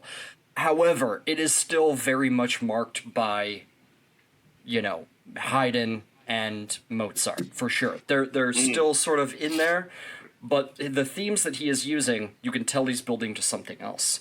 We'll kind of get more into that later. I just want to just real quick, and I always love to point this out, right? Haydn's Surprise Symphony was very popular symphony. Beethoven wrote a grand total of 9 symphonies through his career, right? Right. Haydn's Surprise Symphony was his symphony number 94. Yeah. That's like, and I don't remember how many he wrote. Like it was well more than that. Yeah, like, that wasn't was his last one. It's not even close to his last one. Like the dude wrote a ton. Like he figured it out, man. Yeah. Lazy piece of shit. So Vienna being the city it was, the capital of music, it was full of piano virtuosos and violin virtuosos and you cello couldn't swing a virtuosos. dead cat without hitting one. Yeah, dude, they were everywhere. Like, the competition was steep. They were Lazio like virtuosos. they said there was somewhere around 3,000 piano virtuosos alone. So the competition was stiff, okay? It's too many. So the thing is when you get invited to, like, as a piano virtuoso, to go to, like, these salons of, like, these, you know, aristocratic ladies, you know, because that was, like, their chance to really be out in public. When you went to these salons to, like, play music, you'd get into straight up piano battles with other virtuosos, and you'd, like, rise to the top, you know? It's way like fighting in the pit, you know? And well, if everybody's Beethoven, a virtuoso, nobody's a virtuoso. no. Here's the thing. Yeah, a lot of people are not. What I'm saying is the bar gets raised, essentially. Constantly, yeah. And Beethoven raised it to, like, the top, right? He was really fucking good. He turned it up to 11, if you will. And, like, there's famous stories of his piano playing at these salons. Sometimes he would improvise, and people would be like, "You haven't heard piano improvisation until you've heard Beethoven," you know. And he would bring people to tears, to which he would stop playing, and he would start chastising them for crying. He'd be like, he would say, here's actually a direct quote: "Fools, who can live among such spoiled children?" End quote. These are the upper crust, aristocratic, you know, princes, you know, things like that of the day. Almost suicidal for almost anyone else. You're not supposed to say that. But they sort of liked thinking it, but they sort of liked the abuse. They liked a commoner sort of being like this to them, you know. They're getting roasted. Yeah, and like they'd invite him over to play, and like the lady of the house would be like, "Beethoven, please play, please play." And on principle, he'd be like, "No, I'm not your servant. I'm not some, you know, there are no jukeboxes, but I'm not a jukebox. You know, I'm not just gonna play whenever you say I play." Some sort of jukebox. Yeah. And the term was born. Yeah, right. Like, that's gibberish. What are you talking? He's like, "What do I look like? One of those CD players with their vaginas and their done-up hair?" Yeah. I'm not one of those 5 CD players that go in your trunk. Yeah. As you drive down the freeway. Like, what are you talking about, dude? Speak way over like, my head. Blacked out. Wait, what did He I was just ahead say? of his time. Yeah. I'm not a mixed CD you burned for your boyfriend. I'm not some sort of Spotify. Sony All direct mini quotes. disc player. Yeah. Okay. What was I the think one? We ran that joke into the Yeah. ground. Yeah. It was good though. What was the Microsoft the Zune? Zune. Yeah. Anyway. I'm not some kind of Zoom. Yeah, just say it again. I'd just like to remind everyone that the first generation Zune had a feature where it was called squirting tracks, where you could send single songs from your playlist to somebody else's Zune, and it was called squirting a track to your friends. There's a reason Wow. the iPod sold and the Zune didn't. That's all. Because no one wants tracks squirted into their iPod. Just But you could, okay, this is the other thing though. Originally the Zune, you could squirt publicly. That's fair. Like you could just turn on. You could be like on a bus and be like, I feel like squirting right now. I feel like squirting these. I feel like squirting. I'm feel going to like squirt squirting to crowd. anyone who will listen. Yeah. It's anyone who wanted to receive your squirts could just fire up their Zune and see who was squirting. I mean, and that had been happening in New York City for years. Long time. On the subway and whatnot. Yeah. I was actually just told the other day there's a fire hydrant design with a offset kind of side nozzle situation going on, kind of like a bucket, kind of like a seat. And A bucket seat? my uncle told me a story yesterday about when he lived in New York. Him and his now wife, mother of his children, walked by a guy shitting in one of those, and they were just like, "Well, that's something that happens only in New York," and they kept on walking. But there's a really famous story where this hotshot named Daniel Steibelt came to the Viennese party, right? And everyone was like, "Ooh, Steibelt, he's really good," And He's he so sort hot of right now. Yeah, he challenged Beethoven to one of these battles, right? And he plays this jaunty bit on the piano, and everyone loves it. And the whole time, like, Beethoven is even, like, heckling. He's like, "You gonna start?" Like, he's, like, shit-talking. It's And, like, is it in yet? Yeah, and so, like, when he's done, right, Beethoven, like, he just sort of, like, drags his feet. He goes over to, like, where his music is, because the guy's been, like, playing music for the salon. So he goes over to, like, a violin part. He just pulls out a random piece of music from a violin part, turns it upside down on the piano, picks out a note at random, plays it, and then plays this, like, he's a mocking jaunty, like the same tune he was just playing, only he was like mock playing it. He's like, hoo, hoo, hoo. And then he just smokes all of it. And it's like this crazy cascading, just like incredible mind-blowing thing. And everyone's like, "Oh my God." And the one guy, he like didn't get a chance to even like rebut him. He just left and he said, "I never want to be in the same room as Beethoven ever again." It's the way like he's like, and then it turns into an electric guitar, and he's like, it's like Eddie Van Halen.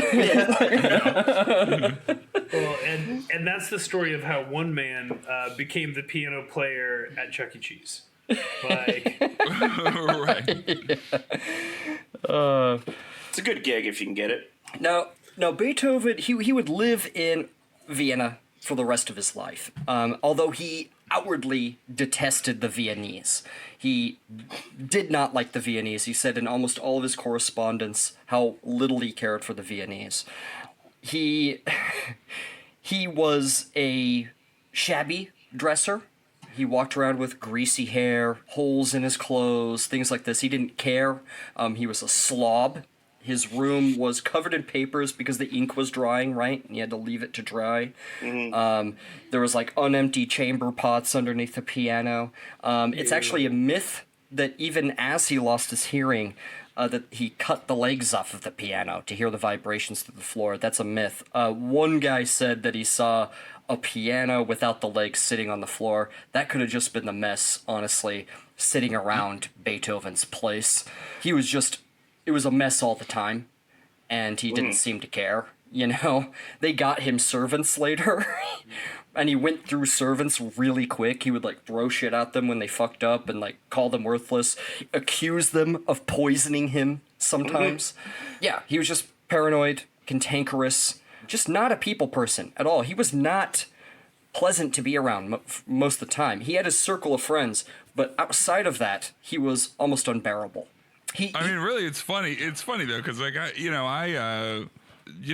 knew though like that his dad was a dick to him and all this stuff, but I guess I'd never really thought about it. Like, a lot of times I think his cantankerous people say like, oh, he started losing his hearing young, and it drove him kind of crazy.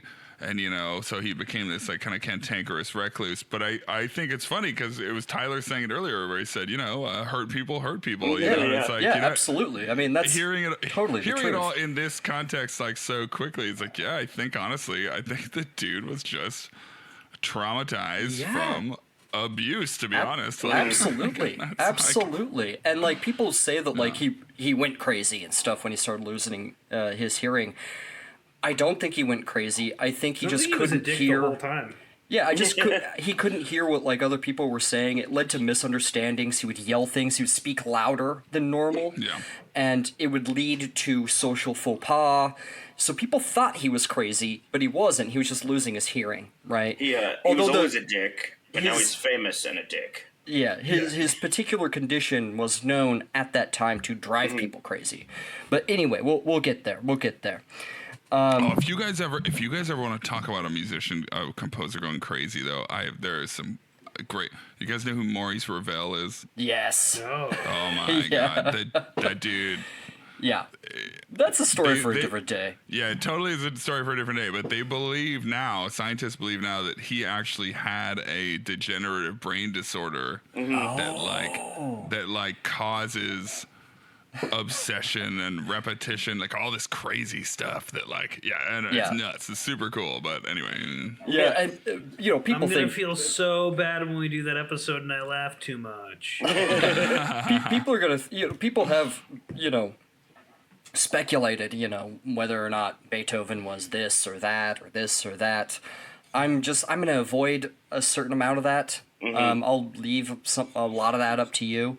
But yeah, we know that, trauma is sort of a generational effect. It has a generational effect on people. It keeps going. It echoes throughout time. We know that, and I think that's enough. I will say, though, quickly, like my experience studying Beethoven from, like, frankly, like a collegiate level in the study of music, like when you study music theory, you're really largely doing it from a context of progress and music theory and things like this, and of Western music. Music theory is for Western music. Of course, and that's a whole nother bag of worms. But but so a lot of these stories of his life are just kind of tangential. I mean, I learned, like you saying, the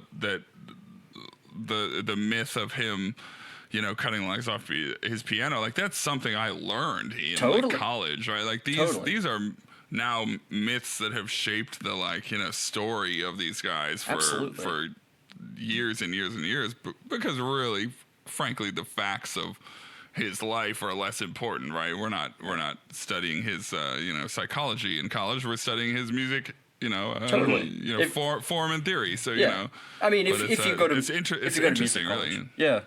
Well, right. Yeah. Exactly. Yeah. Yeah.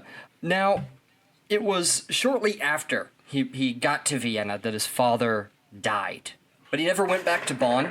He never did return to his hometown. Mainly just because it was a lot different. There was nothing for them there anymore. Both of his brothers moved. A lot of money and. Well, both of his brothers moved to Vienna with him, to work with him, except for Johann. He had his own business, but they wanted to be closer. That's what you did back then, be closer to your family. I mean, Bonn was different. The court, the electorate, that was all gone. Napoleon wiped that slate clean. He was bringing, republicanism, the Enlightenment to the rest of Europe. A lot of people, Beethoven and he was among them, sort of. They thought that he was sort of this reincarnation of Alexander, bringing this idea to Europe. And they did sort of latch on to this idea that you could rise from nothing and, suffer your whole life, but eventually attain victory. This is something really big with Beethoven. This is something his mother used to tell him all the time. He respected that aspect of Napoleon, that he almost looked up to him in a lot of ways. Now, Beethoven, he studied other instruments, of course, violin, viola. A lot of people said that he was never very good at violin. He was actually a terrible dancer as well. He couldn't dance to the beat. He couldn't sing very well. And it's kind of crazy that, a person that understands music so well just couldn't ever manage. But, yeah, I guess that's... It's almost like he was abused to learn one thing really well, but didn't have a whole lot of natural talent.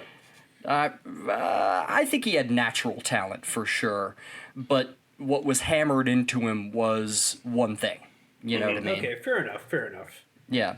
Now, he started so he left all of that behind and fully embraced, for better or worse, Vienna. And, he started meeting all of these people. He got instruction from, of course, Haydn. But him and Haydn had this falling out because some of the first, he wrote these concertos and things like this. And one of his first things he wrote under Haydn gave it like a loose criticism, like, this movement you should leave out, don't publish this yet. And it just pissed Beethoven off. He was like, no, and Haydn asked him to put like from the teacher Haydn on this particular sheet of music, and he would not do that when it was published. So it was sort of a middle finger, to Haydn. But he studied under a couple other people. Some would become his friends, like Ignaz Schuppanzig. He would become his friend. He was introduced through Schuppanzig to Prince Razumovsky, who was a patron of Beethoven's. He also received, for a very short time, he just received the instruction in the Italian style of vocal composition from Antonio Salieri. So, yeah, for a short time he studied underneath Salieri there. But a lot of people said that when he was out in public and not writing, because if you heard him writing, if you heard him playing, he would get upset and he didn't want to be overheard. And he would shut the windows and never play in front of you ever again. He just did not want to be overheard at all. That's so weird. Well, that's his new shit. Well, it's his act, dude. It was private, writing music for him was private, To me, that's like, okay, so those assholes who always, do everything they can to accidentally get caught singing? Yeah, and they're right. You heard me singing and trying, and it's always, very clearly... They know that they have some skill, so they do it, and then they're just like, oh yeah, it's like a thing I do. It's no big deal. Anyway, his reation is the counter to that, where he's like, fuck you! Yeah. It just seems... Right. I don't know. Honestly, I don't know which version of it I hate more. Well... But, He would wake up early in the morning. He would count out his 60 coffee beans for his coffee, because coffee was new. And to him, and that was insane. I don't know if that was normal at the time. Yeah, coffee replaced beer as breakfast food back in the day, and then he would write, and then he would go on a long walk where he'd sort of circle the city, and then he'd write more. And the walk was a part of it. It was a part of writing music, and he had all these sketchbooks, right, that we've never found. From Mozart or Haydn or really anyone else. So in that way it appears that the genius flowed from their pen. Although, no sketchbooks have ever been found. But it's clear from Beethoven's sketchbooks, from how messy they are, how he would change his mind and rework things, spend months, years sometimes on single pieces, that it was a constant struggle for him. And him being so clumsy, he had these carpenter pencils, these thick carpenter pencils to write with, and he would sharpen them and always cut himself, he'd knock shit over, He was just really clumsy, so he'd break shit, all the time. And all of it, though, was in this organized chaos, you know what I mean? And he'd walk around humming, tuneless sounds and get lost in thought, and then hurry home and then write something crazy, you know what I mean? That's just how he worked. And he worked at a voracious pace. He was incredibly hardworking, probably never took a day off when he was on, right? Because he would summer in other places, but he would come back to Vienna and work really hard. Well, when you find a job that you love, you never work a day in your life. Yeah. When you find a job you're unhealthily obsessed with. Right, exactly. You exist inside of it, and then you die. Yeah. You can do nothing else until you die.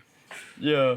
Now, he had a disdain for the aristocracy because they did nothing. He was a self-made man. They had done nothing. He would chastise them to their face. Again, for some reason, they enjoyed it when it came from this ugly, pockmarked man, because they all called him ugly and pockmarked. He may have had smallpox at some point in his life that created this look he had. He had a sneer, too. And he was always he was sneering probably because he was nearsighted. You know what I mean? He couldn't see very well. And for a while, he actually lived in Prince Lichnowsky's palace. And he lived there until there was a disagreement about the music he was making being too difficult to play. At one point, there was a famous violinist, who, when they were playing some of his music, he was like, "It's just too difficult." And Beethoven exploded, and he said, "Do you think I give a damn about your fiddle when the muse speaks to me?" And he threw a chair. He tried to break it over the prince's head. Yeah, and been there. Crazy enough, the prince remained a patron of his. He's like, this guy's good. Yeah. Oh my god. So he said "get good" to them, essentially. Like the original Get Good. Yeah, that was Which, by the way, if I'm playing video games with somebody, like if I'm playing Smash and they can't keep up, I'm going to say, do I give a damn about your fiddle when the muse speaks to me? That's going to be my new Get Good. Yeah. That's good. Now, Beethoven, he of course gave all of these lessons of music to the daughters of the powerful, right? And the thing about him is he would get enamored and infatuated with these girls he was teaching. They were all above his station. There was never any hope. But not above his age. Yeah, well, that's absolutely true. All of these girls were from 13 to like 16 years old. That makes sense. He would propose marriage, and they'd be like, "No, you're like an ugly commoner." and he'd be like, "Why none of these women like nice guys?" Exactly. I wrote her a sonata, for God's sake. Yeah, I mean, yeah.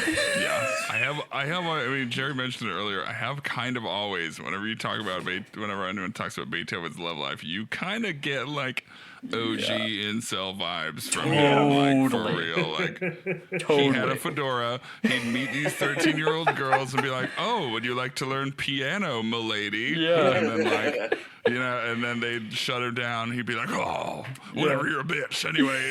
Yeah, pretty much. He became infatuated with the daughter of the house, Josephine Brunswick. And she was, 16 years old, part of the nobility, betrothed to someone else. And I guess she did return some of his affection, but the family was like, no, absolutely not. You're marrying this much older count, so we can secure land for our family. You know what I mean? Also gross. Yeah. So she did have an unhappy marriage, Josephine did. In a future episode, we're going to get into more of his love life because there's this thing that everyone talks about. We're gonna get there. Is it? Does he have a weird dick? No. I know that's normally what this means on this show, but no. Spiral. Some people say that there may have been an illegitimate child. Oh, big time. From this union much later on, but we're gonna get there. I'm just teasing that. Ooh. Now, meanwhile, publishers were clamoring for Beethoven. He even famously said that he could just state his price and they'd pay it. And his output between the years of 1796 and 1802 were impressive by any standard, including but not limited to the first 2 symphonies, 6 string quartets, 5 violin sonatas, a septet, his 3rd piano concerto, 12 piano sonatas, including the Pathétique, the Moonlight, which I'll get to here in a second, and the Tempest, and the Prometheus Ballet, among many others. Now, why was he so productive during this time, do you think? Cocaine. Yeah. Modern age, yeah. David Bowie? Sure. I don't know, old-timey cocaine. It was because he started losing his hearing. Oh, no. And he realized it. Yeah. And he wrote to people like, my hearing's not doing very well, and my health is starting to go downhill. You gotta write as much as you can, as fast as you can. Yeah. And the thing is like, his shit was good. And, like, even... like the music journal of the time, the Allgemeine Musikalische Zeitung, which I practiced. Yeah, clearly. Very good. Thank you. They called it the most interesting concert in a very long time. You know what I mean? These crazy things that like people were like, oh, this is definitely new. What I'm hearing, it was definitely Beethovenian. They said it felt manic and breathless and just. It was nothing like they had ever heard before. But this brings me to the sonata in the matter of Fantasia, which was later, after he was dead, called Moonlight Sonata. It's in 3 movements. Most people have only heard the first. And the movie Immortal Beloved with Gary Oldman playing Beethoven, which isn't bad. It's historical fiction, but yeah, it isn't bad. They make a good point in this part of the movie where he basically says, like, you can tell what a composer's feeling when you listen to his music. Like, what was I feeling? This is the sound of agitation, because this woman will only wait so long. And, like, the first movement is, of course, like the one that we all heard, the one we all hear with the Moonlight Sonata. And it's sort of this sorrowful goodbye, but it turns to agitation, and then almost an accepted goodbye. It's all of these things put together. And it was, again, not many people had heard this, and he dedicated it to a 16-year-old aristocrat, another one, Countess Giulietta Guicciardi. She was not interested in him. He was ugly. But she's like, he wrote me a sonata. Jesus Christ, what am I supposed to do? They locked him out, basically, is what they did. And he didn't want that Moonlight Sonata shared with anyone.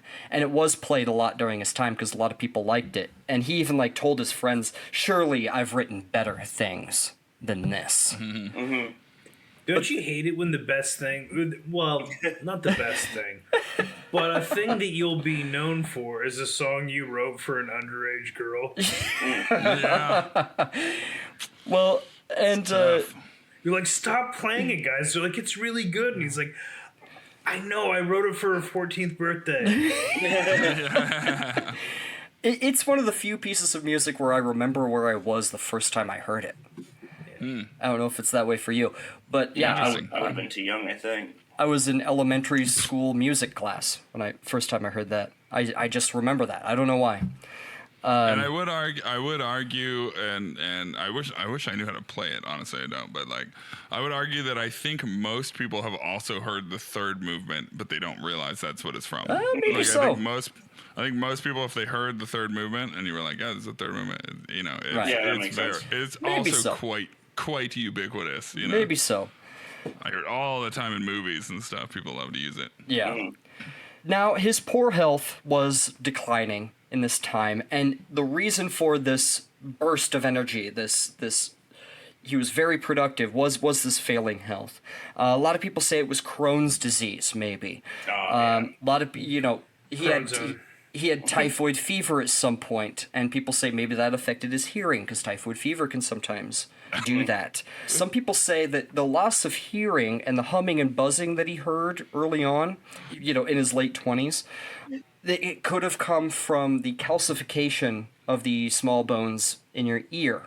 And that's why it took a long time for him to go deaf. And he was never totally stone deaf, but he may as well have been.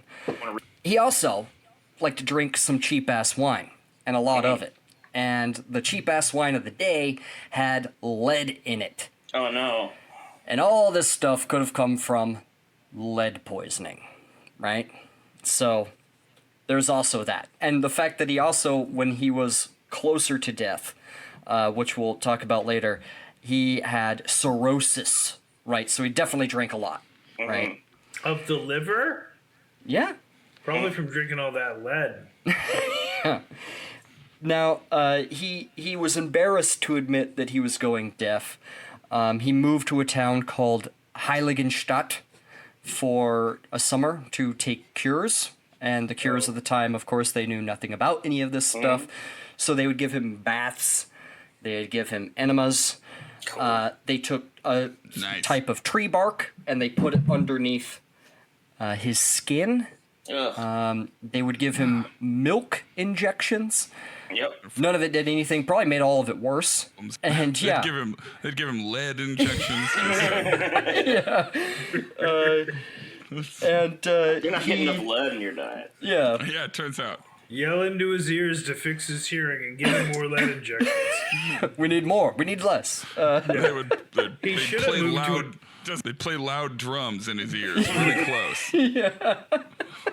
To try and wake up his hearing. Yeah. We gotta just wake that up. Yeah. You gotta knock it loose again. It must have He gotten would have jammed been up. better off just moving to a town full of deaf people and being the least deaf person there. Writing music for them. Yeah. But yeah, he would, like, on his walks and stuff, you know, one of the people, he, like a student sort of lackey, that was kind of how he rolled. He would have a student that would also be his lackey, kind of a deal. As they're doing their walk and stuff, and Beethoven is, you know, mumbling and, you know, that kind of a thing. He goes, "Hey, do you hear that, that flute, that pipe?" It was like a peasant's pipe in the distance. And he was like, "What are you talking about?" And it could clearly be heard. And he's like, "They're playing like a flute over there." And he was like, I don't hear anything. You're funny, you know? Mm-hmm. And he's like, "Yeah, they stopped playing now." And he, like, realized, like, oh, shit. Mm-hmm. He cannot hear. Because I heard that shit clear as day, you know? And Beethoven knew, and he was like, "Yeah, that's a fucking cruel joke that a composer is deaf." Like, that's, yeah. So when he went to Heiligenstadt, he became very depressed, and he wrote his two brothers a letter that was found after his death. He kept it with him through the rest of his life. And normally it's called send it to your brothers. Yeah. He went another way with it. Yeah, it's also, called. You usually write your brothers a letter in English text or German text. He actually wrote it as a sonata, and so they would have had to learn music in order to figure out what he was trying to say. Not far off. Not far. I mean, he would end up doing this basically with the rest of his body of work. But he wrote this. It's called the Heiligenstadt Testament. Is now what it's called. And I'm not going to read the whole thing. It's a long, rambling thing. It's part confession. It's part suicide note. It's part all of these things, right? He just goes on and on about how depressed he is, that he's losing his hearing, that everyone thinks he's a misanthrope. Anyway, here we go. I'll read just a piece of this. Quote, "O ye men who think or say that I am malevolent, stubborn, or misanthropic, how greatly do ye wrong me. You do not know the secret causes of my seeming. From childhood, my heart and mind were disposed to the gentle feelings of goodwill. I was even ever eager to accomplish great deeds. But reflect now that for 6 years I have been a hopeless case, aggravated by senseless physicians, cheated year after year in the hope of improvement, finally compelled to face the prospect of a lasting malady. Born with an ardent and lively temperament, even susceptible to the diversions of society, I was compelled early to isolate myself, to live in loneliness.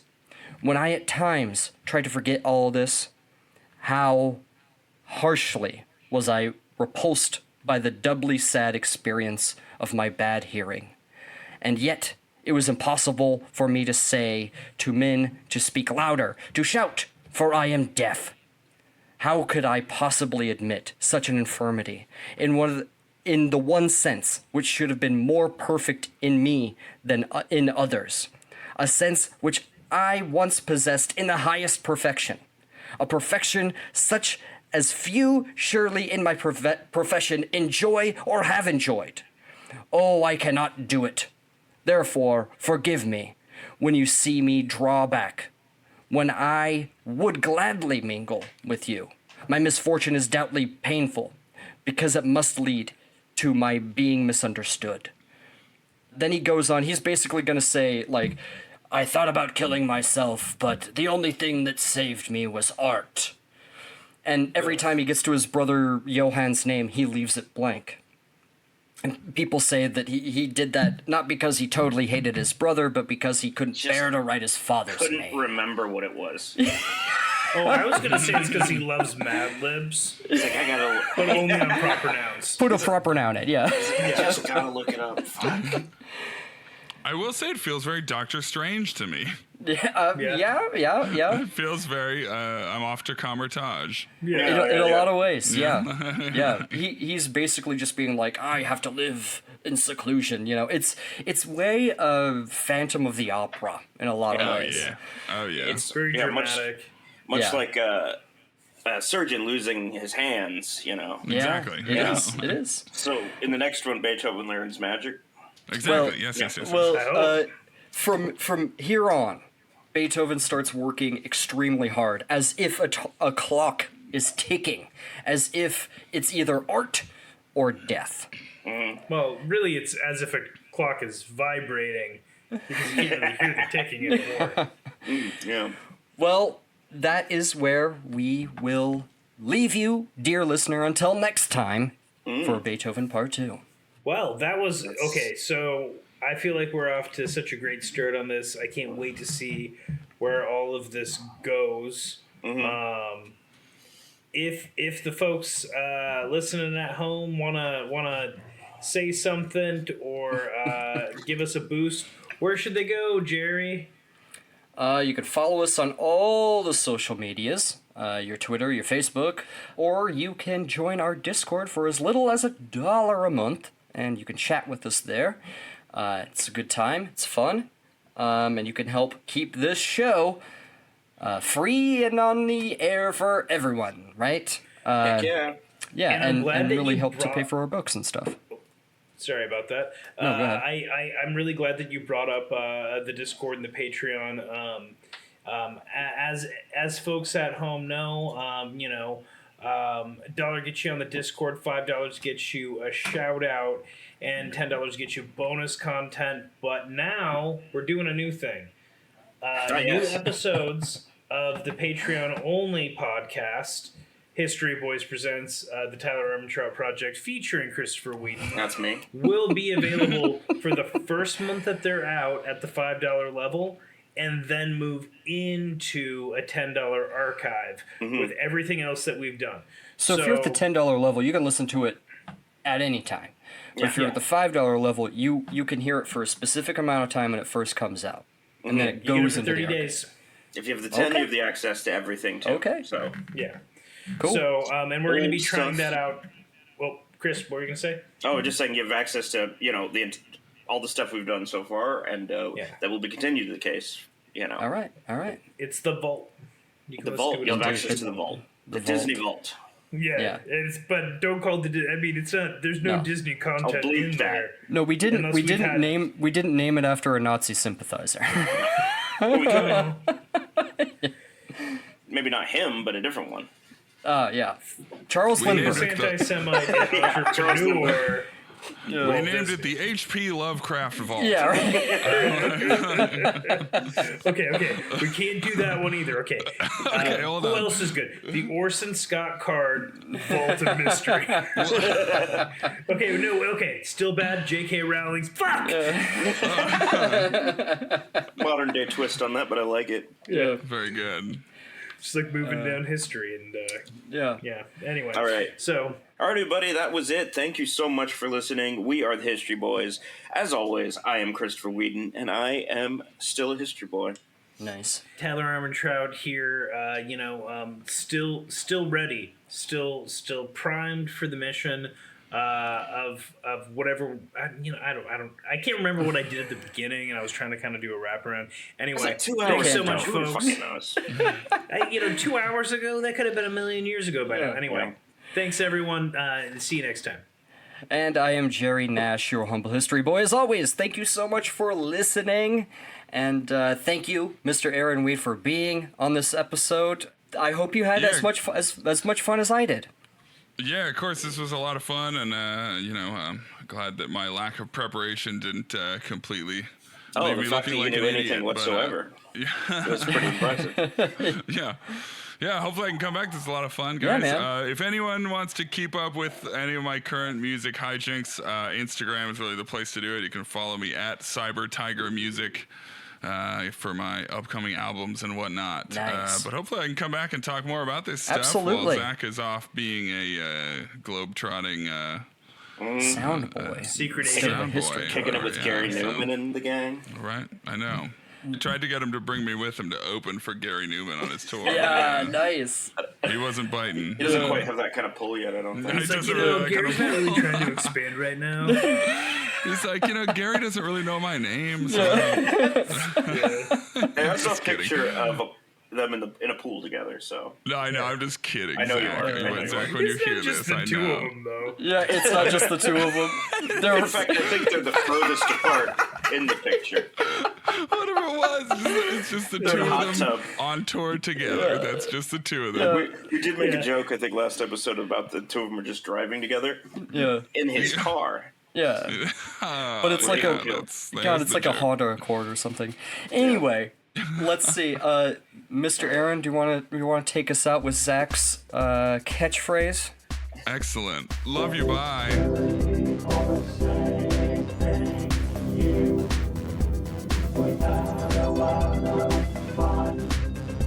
We'll see you next time. Or I guess we won't, whatever.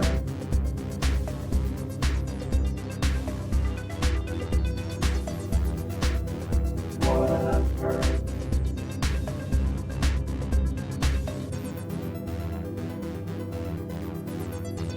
Bye.